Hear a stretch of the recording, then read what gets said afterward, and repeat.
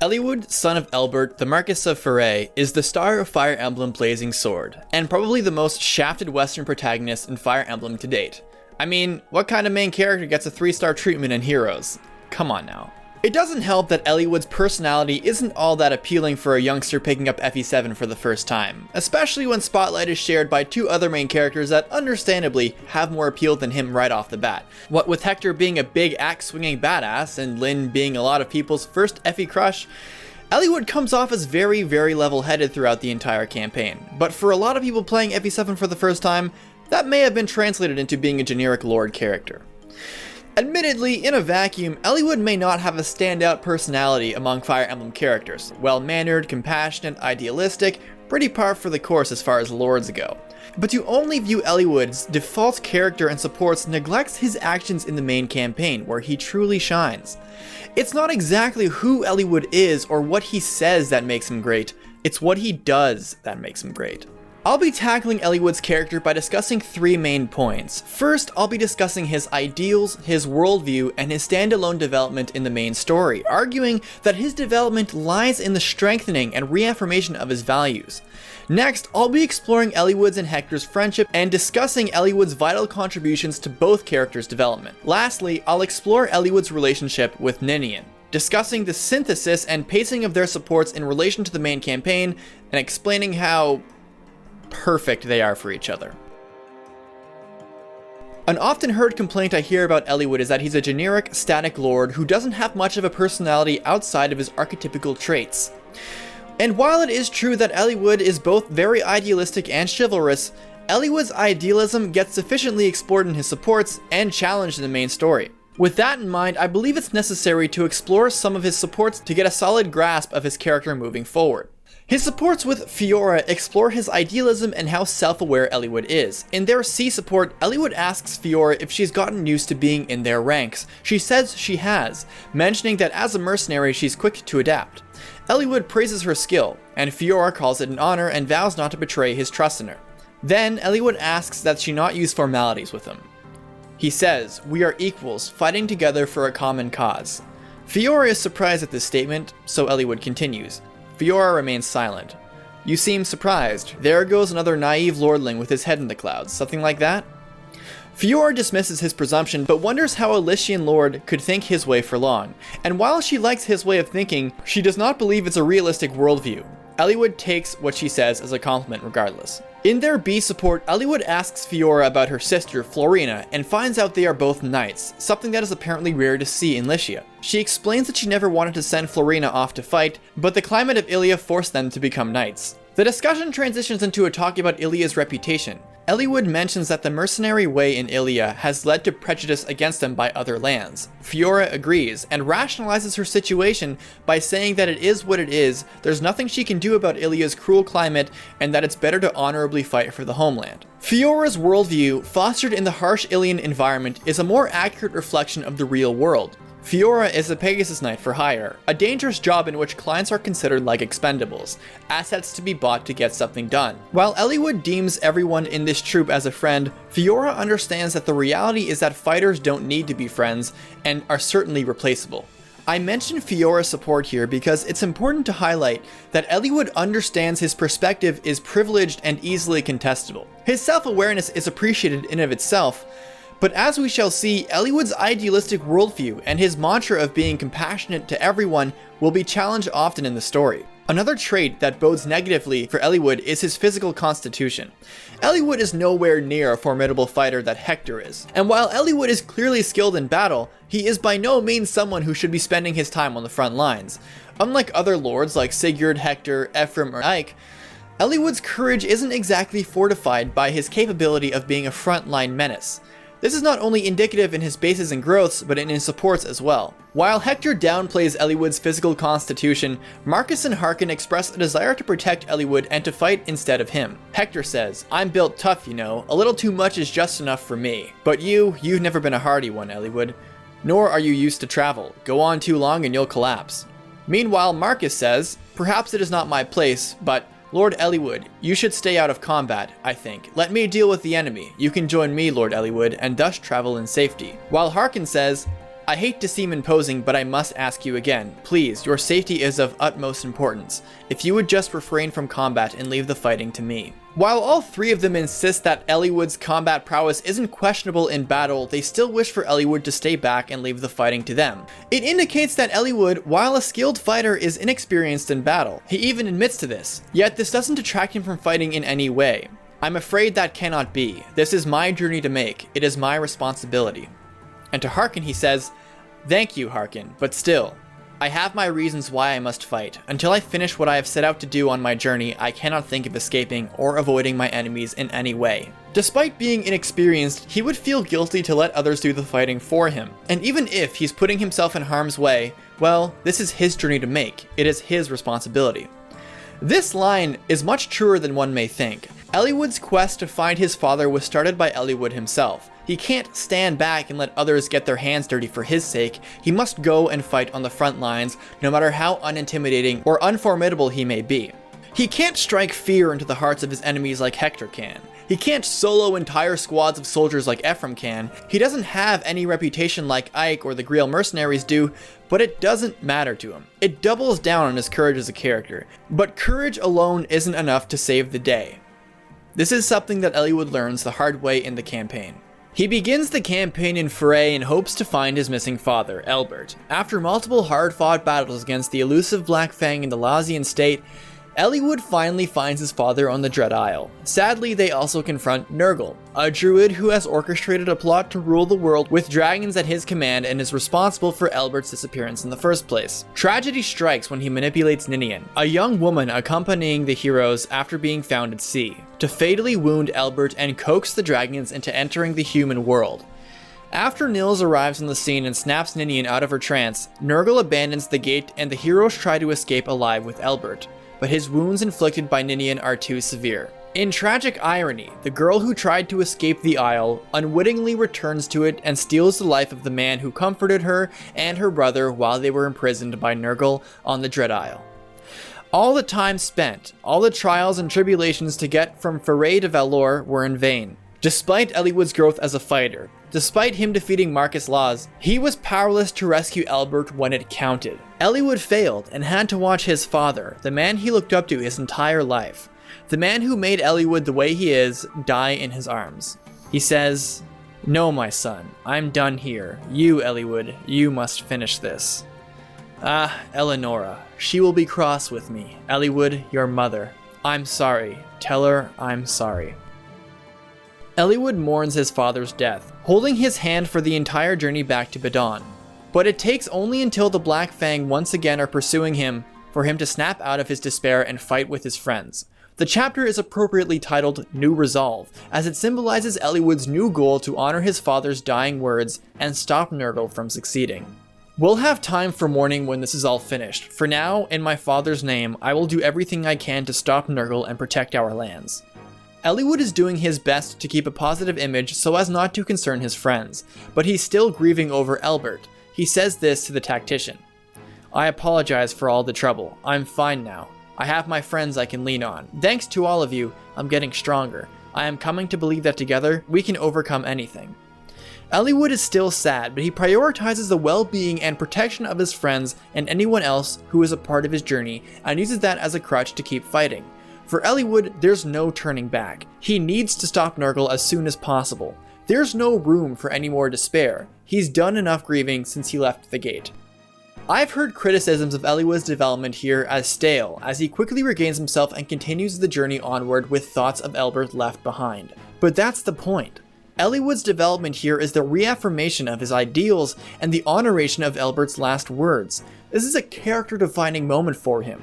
Instead of changing the worldview he and his father share into something else, he finds even more strength in it. He draws inspiration from his friends, Elbert's positive influence over the twins, and his dying wish to defeat Nurgle. If Eliwood didn't have all these things to depend on, it's likely that he wouldn't have it in him to continue his journey. Eliwood's next arc revolves around him trying to get closer and closer to match Nurgle's might and to stop him from calling the dragons. He treks through the Nevada desert to meet the living legend Athos, clashes with elite members of the Black Fang, and saves Zephiel's life. They reach the Shrine of Seals, where Bramimond, Athos' ancient close friend, grants them access to the legendary weapons, including the Durandal.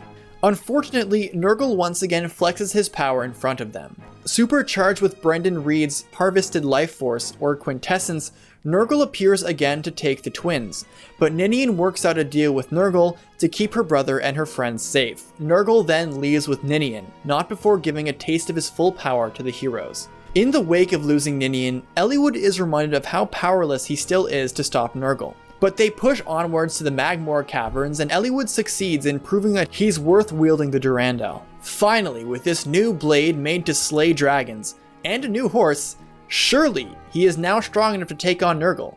Upon leaving the lava cave, he encounters a massive dragon, but the Durandal takes command of Eliwood's arm, and in one swoop, Eliwood fells the dragon that pursued them. To their dismay, they discover that the dragon slain by Eliwood's hand was the escaped Ninian trying to return back to Eliwood himself. With Ninian's quintessence in the hands of Nurgle, the only thing remaining is his cackling laughter. For the second time, Eliwood has failed to protect someone because of a force greater than himself. In her dying words, she begs Eliwood to protect the world. Hoping not to burden his allies again, he opts for internalizing his feelings and putting on the most positive image he can. Similar to how Elbert's final words strengthened his resolve, Ninian's does the same. Eliwood can't let Ninian down, just like he couldn't let Elbert down, no matter how hard it is, or no matter how hopeless they are to defeat Nurgle is. Upon landing on Velor again, he tells Nils, "Nils, I don't think you'll forgive me for no matter how I apologize, but just hear me out. Our power is no match for Nurgle. Even so, we can't give up. I have to fulfill Ninian's wish too. I will never, ever flee from that duty. So I want you to face reality as well. It doesn't have to be now. When you're past the pain, when you've recovered, I'm sure that's what Ninian would want too." Notice the missing idealism in Eliwood's words. It's a poignant realization. He knows they can't beat Nurgle. He knows that no matter how hard they fight, they're going to lose. But the most he can do is do his best to honor his promise to Ninian. While Eliwood will still go down swinging, this is him at his most doubtful and least idealistic. It is only until after defeating Lemstella, where Nils is the one to give Eliwood the heart to be idealistic again. Regarding Elbert, Nils says, "We listened to his stories, as we grew to love his gentle wife and his son.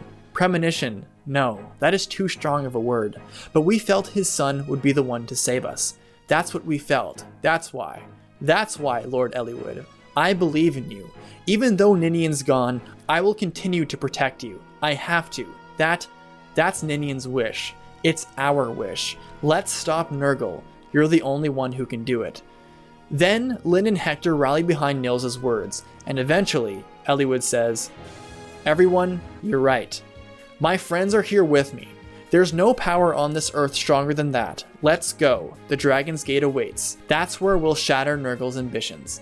Eliwood regains his spirit and belief that Nurgle can be stopped only after his friends rally his strength. This was the moment where Eliwood wavered and lost sight of his idealism, and this time it took his friends to pull him out of it. Without Nils and his friends motivating him, Eliwood would fail against Nurgle. Without them, he would lose. Take note, Fire Emblem Switch, this is how you work the power of friendship trope. I really love Eliwood here. For me, this is the first time where Eliwood isn't changing his heart as a front to have others not worry about him. This was a genuine moment where his friends pulled him out of his defeatist attitude. Again, we see a reaffirmation of his values only because his friends made him do it.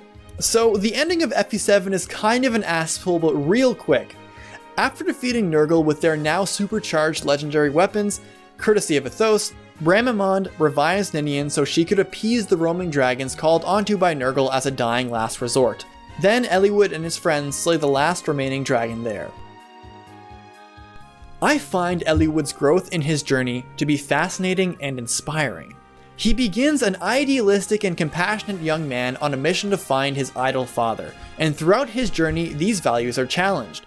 Often he encounters enemies whom he tries to talk and empathize with so long as he sees a chance. But even in the worst of tragedies, his friends and the people he loves make him double down on his values, and he does his best to keep his friends safe even at the expense of his own mental well-being.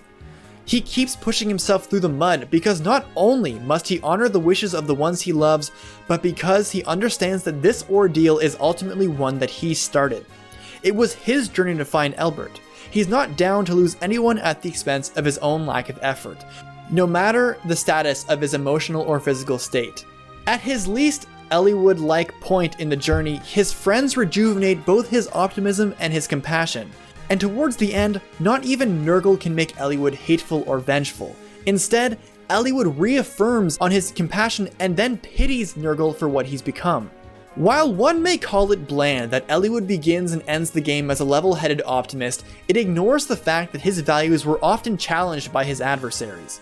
While some may have wanted to see a more grief-filled Eliwood in the wake of Elbert's or Ninian's death, those people need to understand that Eliwood can't afford to let himself wallow in despair. I don't see Eliwood's behavior as boring at all. What I see is a young kid overcoming his sadness and his failures for the greater good of his friends and the world. That is inspiring, and if I were Hector, I'd say that Eliwood started as a boy and ended as a man. It's a matter of perspective, I guess. The way I see Eliwood's development is one that is nuanced. Instead of changing his ways after seeing himself fail, his development lies in continuing to believe them. It's not as tangible of a change as, say, Ike, who begins as just a mercenary and then literally promotes into a leader of them, but expecting Eliwood to have a greater emotional reaction to these events is expecting something of Eliwood that he wouldn't do as a character. Eliwood's greatness isn't only rooted in his standalone journey, however. The second reason I love Eliwood is because of his friendship with Hector. One of FE7's major highlights story-wise is the characterization and development of Eliwood and Hector. Given that Eliwood and Hector are established as close friends in FE6, it was vital for FE7 to affirm their friendship. With such little going on in FE7, their writers placed the most focus into Eliwood and Hector simultaneously reacting to and interacting with events and individuals within the story. Was their mission successful? Yes, Eliwood's bromance with Hector is really good. The interesting thing about this relationship is that it exists on two planes, supports and in the main campaign, with the former establishing how their friendship came to be and how significant that friendship is to one another up to the main campaign, and the latter reveals how their friendship aids one another in dealing with unexpected and daunting adversity. First of all, their supports. Their C support begins with Hector being glad that Eliwood is doing well after them not seeing one another for so long. Curious of his concern, Eliwood asks what Hector wants. Hector mentions his weak stature and him not being used to travel, and that if he goes long enough, Eliwood will collapse. Eliwood brushes off Hector's remark and then mentions that wars aren't won by strength alone, then mentioning that of the 30 sparring matches they've had, Eliwood has won 14, lost 12, and drew 4. Hector recalls the record differently, but Eliwood teasingly mentions Hector's inability to pay attention in feudal math class. Then Eliwood rushes back into battle. I find the specificity of their sparring history very interesting. Hector and Eliwood have been sparring once every 2 months since they were 12, meaning that they've been sparring together for 5 years. Which also means that they're both 17 years old. Yeah, this guy is 17 years old. Oh, feels like you're ready to head out. Me too. Just gonna remind you guys of that. The thing to notice here is that geographically, Ostia and Pherae are pretty far from one another. While we don't know the exact distance it takes for these two to meet up, the game hints at how their sparring sessions even function. By visiting the southernmost house in Siblings Abroad, you learn that Hector had been waiting for Eliwood to arrive there so they could have their monthly spar. But Eliwood is too busy rescuing Ninian at the moment. Cathlet is almost an equal distance between Ostia and Pherae. Additionally, it took Isadora an entire day to reach the port of Badon from Pherae as fast as possible to relay information from Eleonora to Eliwood. By the looks of it, it may at most take 2 whole days of traveling at an urgent pace to get to Cathlet for Eliwood, and longer than that for Hector. Cathlet may very well be the most fair place for these two to meet as well, as either noble can avoid laws, which seems to be historically contentious with Ostia. It's pretty impressive that these two are willing to stay friends and presumably communicate so often despite being so far away. And the way Eliwood charmingly teases Hector about his carelessness during numbers class is a clear indicator on how the dynamic between these two work. Eliwood is the calm and collected nice guy, while Hector is the carefree, big, strong best friend. It's pretty much like Yugi Muto and Joey Wheeler if either of them were actually cool. Not much growth goes on here. This support serves to establish how these characters think of one another and how they play catch up after not seeing one another for a while. So because their B support is literally fan service to Japanese kids who played Fire Emblem 6, there's almost nothing noteworthy going on in their B support. From a characterization standpoint, it does flesh out their dynamic just a bit more from their C. We see that Hector trusts Eliwood enough to disclose his dream of his eventual daughter, Lilina, and Eliwood can still poke fun at Hector at his expense. Which honestly, how many people can actually do that? Their A support begins with Eliwood remembering when they first met. You know, what was it, 10 years ago? When the Lords of Lycia held oath rights. Back in Ostia? Should one land of Lycia be attacked, all will fight as one. Remember? While our parents were off pledging their oaths, we kids were in that one room. Hector remarks that they had to act in a manner befitting of children of nobility. Hector's memory of the event was sour, especially because he had to sit next to Eric, son of Marcus Laws, who Eliwood mentions just wanted to get in favor with a lordling in Lycia. To do this, Eric cut his hand open to try to honor the warrior's ritual of becoming blood brothers, but upon realizing what he had done, he panicked and ran away, leaving Hector alone with a bloody palm. Hector says, "What man wouldn't want to do that? Only one had the guts to meet him, though." That one man who had the guts to meet Hector refers to Eliwood being the only one of the young lordlings willing to rise up, cut open his palm, and shake Hector's hand. You know, back then, I'm proud I took your hand. We are friends, sharing a life dream now, an ambition. When one is in danger, the other risks his life to protect him. That's why you came, isn't it? Because you remembered. This moment was not only a defining moment for these two, it was their first moment. They both swore an oath and completely hit it off. And given the pragmatic relationship that the Marquesses have, a simple blood oath alone isn't sufficient enough to be actual friends. And as little 7-year-olds, I can't imagine Eliwood and Hector knowing the actual implications of a blood oath. To them, it was just a heroic thing that warriors do. They were certainly not thinking about, diplomacy like their parents were. They remind one another to never break their oath and agree to live long and help each other as old men. Of course, it's a poignant nod to Hector's fate in Fire Emblem 6, but still. Notice how absolutely no character development occurs as a result of these supports, which may seem counterproductive at first, but these two are best friends. They don't necessarily need to develop their friendship in their supports. These supports are quite easy to gain, are entirely positive, and very amicable. These supports, and the amount of time these two spend together in the campaign are enough to establish that Eliwood and Hector are best buds. But the way their friendship develops in the main campaign is another, much more important aspect of their bond. There is one friendship and character-defining moment that really matters in the story. It does not belong to Eliwood, however, it belongs to Hector. Towards the end of Hector's campaign, he learns of the death of his brother, Uther, the Marquess of Ostia. After growing suspicious that Uther was apparently on a trip to Etruria during his brief return to the castle, he pressured Oswin into telling him the truth about where Uther actually was. Enraged at Oswin's decision to withhold the truth to him, he cuts ties with Oswin altogether, but tries to keep a level head for the rest of the journey, only letting himself grieve when he's alone looking at the empty Ostian throne. Enter the final chapter of Hector mode, where Nurgle boasts that he can create a morph of Uther. While Uther's death is not new information to Hector or Eliwood, it is for the rest of the team, including Lyn. This prompts a series of talk conversations to occur within the final chapter, beginning with Eliwood and Lyn. She finds out that Eliwood knew about Uther's death after he had forced Oswin to tell him.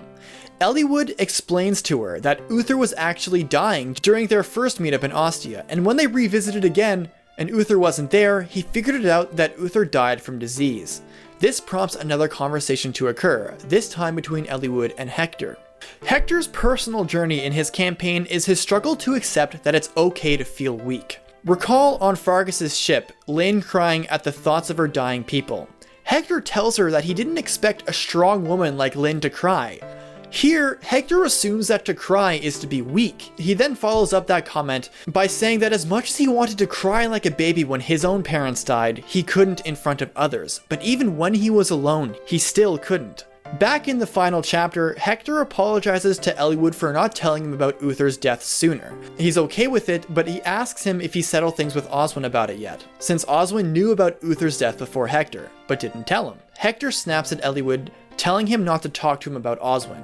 So, he responds, "Hector, you're not angry with Oswin. When Lord Uther was in trouble, you weren't at his side. You're angry with yourself. It's true, isn't it? I was the same way. I couldn't save my father. I couldn't save Ninian. Over and over, I blamed myself. But, you know, that's just a way of running from the sadness of loss. I think you've realized that already. Lord Uther and Oswin, they were thinking of you above all else. You must see that, but if you continue to pretend you do not, you will lose sight of something terribly valuable. That's all I have to say."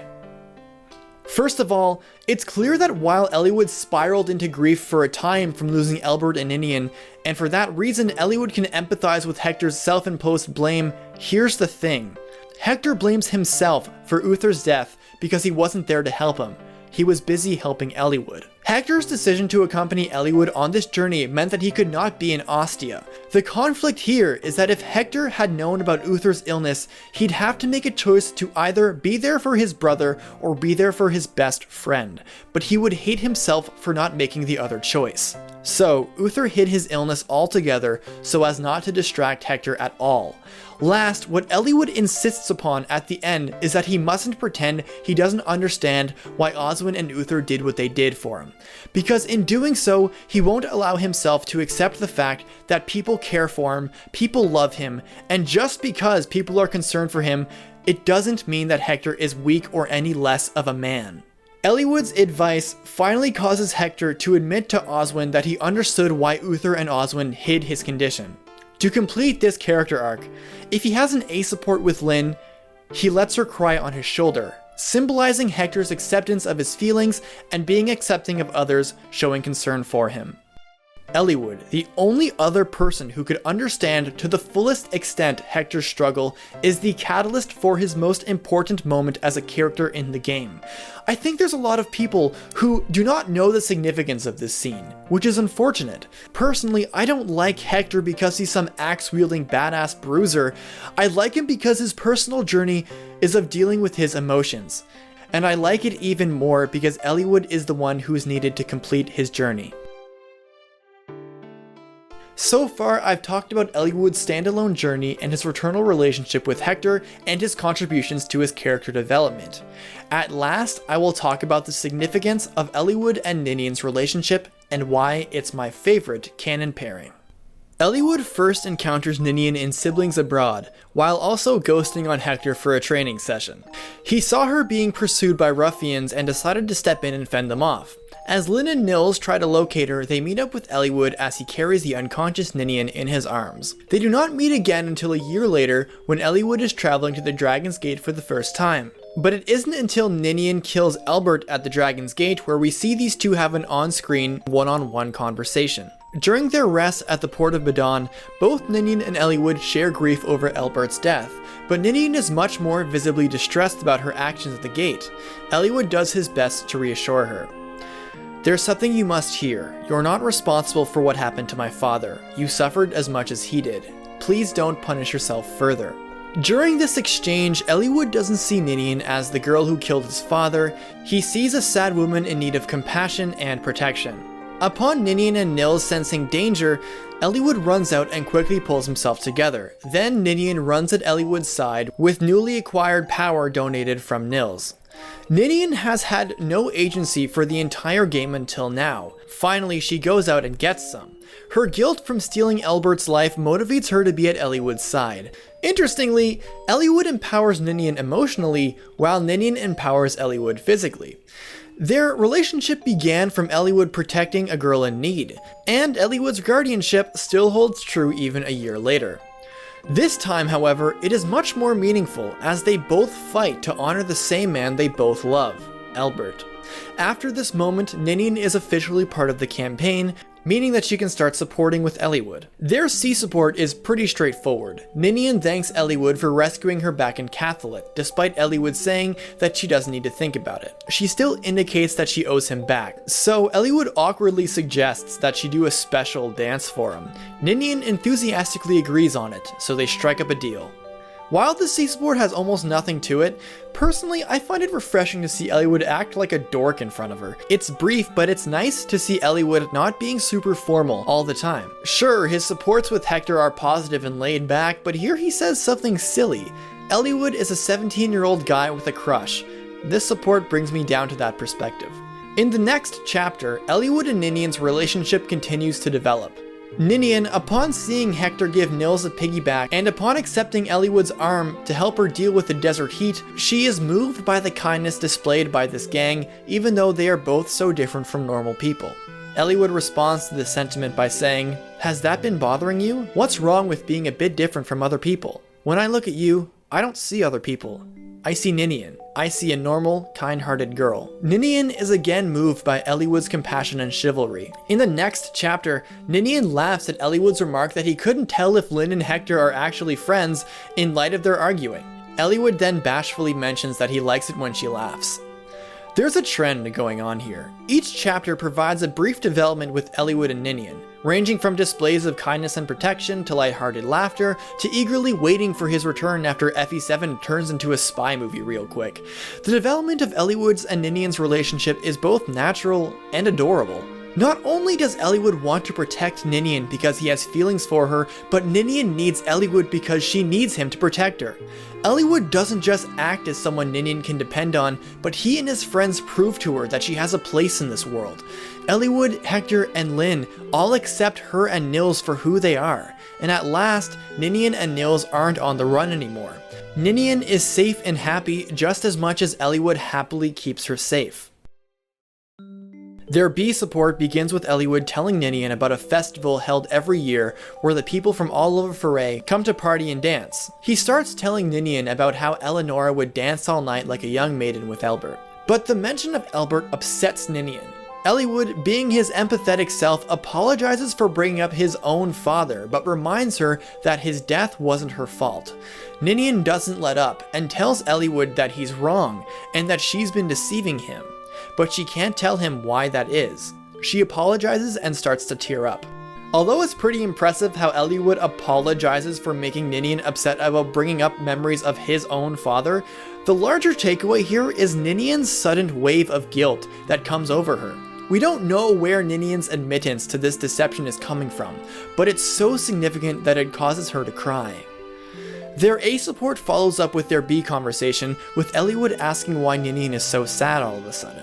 Ninian now says that she's unworthy to even stand in his sight, and again that she's been deceiving him. Eliwood asks if she's been keeping a secret from him, and she says yes. Then he asks her if she can't tell him what it is, and she says yes again. Eliwood isn't upset about her secrecy though.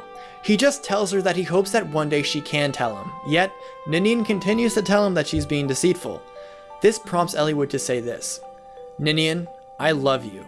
That will not change, no matter what may come. I don't care what your secret is, I will still feel the same. If something troubles you, let me sweep it away. Please don't cry anymore. I would do anything to see you smile again. You are the first woman I have ever felt this way about, Ninian." Ninian is speechless, and the support ends. There's not much to say in this support, as it's like their B, but the only difference is that Eliwood seriously does not care what her secret is, and it won't influence his feelings about her. These two are in love with one another, but something still isn't right, and these supports by themselves do not reveal what her secret is. That said, the more Ninian loves Eliwood, the more guilty she becomes. Continuing the story, the next major instance between Ninian and Eliwood is right after they defeat either Linus or Lloyd and enter the Shrine of Seals. Upon leaving, they are greeted by Nurgle, where, as I said before, he flexes his power. Ninian bargains with Nurgle and is taken away in an act to protect Nils, Eliwood, and the rest of her friends. You'll have noticed that I didn't explain their supports in one single cluster like I usually do. And that's because these supports were intended to take place over the course of Ninian's availability in the story. Blazing Swords dancer characters are unique to the series, and that not only are they literally interchangeable between Ninian and Nils, but after Ninian leaves here, she won't be in the party for the rest of the campaign. Her supports with Eliwood are also the fastest growing in the game, as if the implication was that their relationship in the story and their supports are supposed to be paced with one another. Reading their C support after their initial meetup in New Resolve, complemented by their next few positive interactions together in the campaign, seems logical. Reading their B and A afterwards implies that while Ninian is developing stronger and stronger feelings for Eliwood, her guilt over her deception also becomes stronger and stronger. There's another reason why it makes more sense to consider their supports as paced with the campaign, however. At the Dragon's Gate, Nurgle attempts to overpower Ninian to force her to call onto the dragons. To try to resist Nurgle's control, she ends up escaping the gate and runs to find Eliwood again. Meanwhile, Eliwood has a Durandal in hand, and suddenly, Ninian in her dragon form appears, and of course the Durandal acts on its own and slays Ninian in one fell swoop. Nurgle tells Eliwood that it was Ninian who he just killed. If Eliwood and Ninian have not reached their A support here, Nurgle says this: "The ice dragon there, the beast slaughtered by your hand, that is Ninian, the girl who loved you. She returned to her true form and lost all human memory. Yet you, above all else, remained in her heart. However, if you do get an A support with Ninian, Nurgle instead says this: "The ice dragon there, the beast slaughtered by your hand, that is Ninian, the girl you loved, the girl you swore to protect." It's a subtle yet significant change in the wording. After Nurgle leaves, Eliwood holds Ninian in his arms, begging for her to wake up. With the last of her energy, she pleads for Eliwood to protect the land. Then she dies. Crying and screaming in hopes that she'll wake up, Nils appears and sees Ninian dead. It's only in the final chapter, where Ninian kills 2 of the 3 dragons, where we see her again. If these two have an A support with one another, Ninian stays with Eliwood in Pherae, while Nils returns to the Dragon Realm. There is a catch, however. Nils says, "Ninian, the air of this world, it's changed so much from what we knew. No matter how much time passes, our strength will never return. If we stay here, we will not survive long. But even knowing that your life will be short, Ninian, you truly wish to remain here, don't you? I understand. Stay here. Stay with Lord Eliwood." It's a bittersweet end to this love story. Finally, Eliwood and Ninian can be together at peace, but only for a short time. But neither of them care. For Ninian, she's willing to live happily with Eliwood for a short time rather than a dragon's lifetime without him. Here, she'll die happy without regrets. Eliwood has been dragged in the mud for this entire journey, and when it counted most, he was powerless to stop either Elbert or Ninian's death. And while Ninian has finally returned to him, she won't live for long. I find this entire relationship, from the romantic beginnings with a noble knight rescuing a damsel in distress, to a tragic connection being forged between the two, ultimately leading to Ninian gaining agency and encouragement, to a building romance of happiness and laughter, then a contentious rising action seeing Ninian feel more and more guilty as she falls deeper and deeper in love with Eliwood, to climaxing into a tragic moment where Eliwood kills her. The secret that Ninian was so guilty of was that she was a dragon. She was afraid to tell Eliwood, but her secret ended up costing her life. I find the pacing of their relationship and the requirement to complete their support chain before Ninian leaves the party, all for the purpose to tell this story of its own, to be an absolutely magnificent use of support conversations. Thought about in this way, Eliwood and Ninian's relationship is an entire subplot of its own, and one of the greatest highlights that FE7's story has to offer, in my opinion. Ninian completes Eliwood's desire to protect, while Eliwood completes Ninian's desire to be protected. They're a perfect match. The progressive of their relationship was perfect, the integration of their supports are perfect, it's just perfect. Eliwood's journey is amazing. He goes through so much turmoil, but he never loses sight of his goals, and swears to honor Elbert and Ninian's wishes. How can you call this character like him bland or generic when he goes through so much development on his own, has a fantastic friendship with Hector to the point at which he's the catalyst for completing Hector's character arc, and has the most intricate and arguably best canon relationship in the franchise? Look, I understand. Eliwood by himself may not be much of a memorable character, but it's unfair to see Eliwood in this light. His actions in the campaign, despite the contention he faces both in it and in the supports, should be understood altogether. Eliwood may not be as unique as Hector or Ike, but he's the kind of hero needed in such a character-driven story like Blazing Sword. Eliwood's development does not lie in a fundamental change in perspective. It's quite the opposite. It lies in his reaffirmation of them. And like I said, while some may deem that as unproductive or undeveloped, if he didn't do these things, the story wouldn't be able to progress further. See, Eliwood needs his friends to stay motivated and have those things reaffirmed. He may be strong, but his friends make him stronger and help him push through. Without them, he probably would have that perspective change. But the truth is, he's not that kind of guy, and there's nothing wrong with that.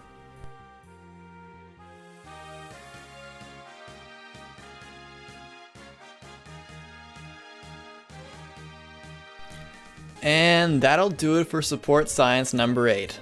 I had a lot of fun writing this script. It was a blast going back to FE7 and refreshing myself, and even learning a few new details along the way. Eliwood is one of my favorite Fire Emblem characters, and is currently my favorite main character in the franchise, and I hope the Support Science was enough to change your mind about him, if you had any doubts. This was the longest Support Science yet, so if you seriously sat down for a full 40 minutes watching this, thanks a ton. I would really appreciate it if you gave this video a like, and if you know any Blazing Sword or general series fans, if you gave this video a share. If you're curious about the behind the scenes or afterthoughts in the making of this video, please consider supporting me on Patreon too. Well, that's a wrap. Thanks a ton for watching, and I'll catch you guys in the Echoes playthrough. Deuces.